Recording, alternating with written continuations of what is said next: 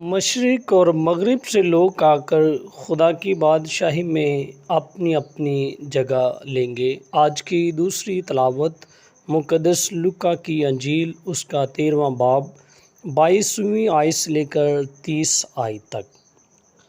اور وہ یروشلم جاتے ہوئے شہر شہر اور گاؤں گاؤں پھر کر تعلیم دیتا تھا، اور کسی نے اس سے کہا، اے خداوند، کیا نجات پانے والے تھوڑے ہیں؟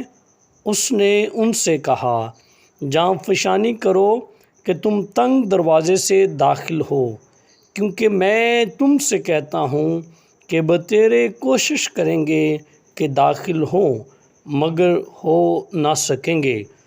جب گھر کا مالک اٹھ کر دروازہ بند کر چکا ہو تو تم باہر کھڑے ہو کر یوں کہتے ہوئے دروازے کھٹکھٹانا شروع کرو گے کہ اے خداوند، ہمارے لیے کھول دے۔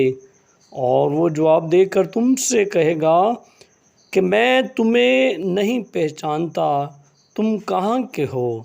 تب تم کہنے لگو گے کہ ہم نے تیرے حضور میں کھایا پیا اور تو نے ہمارے بازاروں میں تعلیم دی۔ لیکن وہ تم سے کہے گا، میں تمہیں نہیں پہچانتا، تم کہاں کے ہو؟ اے سارے بد کردارو، میرے پاس سے دور ہو جاؤ، وہاں رونا اور دانتوں کا بجنا ہوگا۔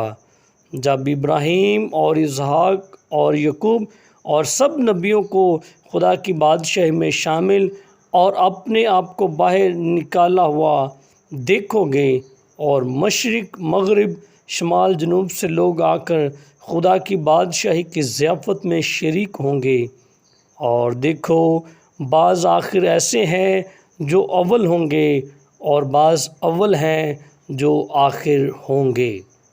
پاک کلام کے پڑھے اور سنے جانے پر خداوند کی خاص برکت ہو۔ خدا کا شکر ہو۔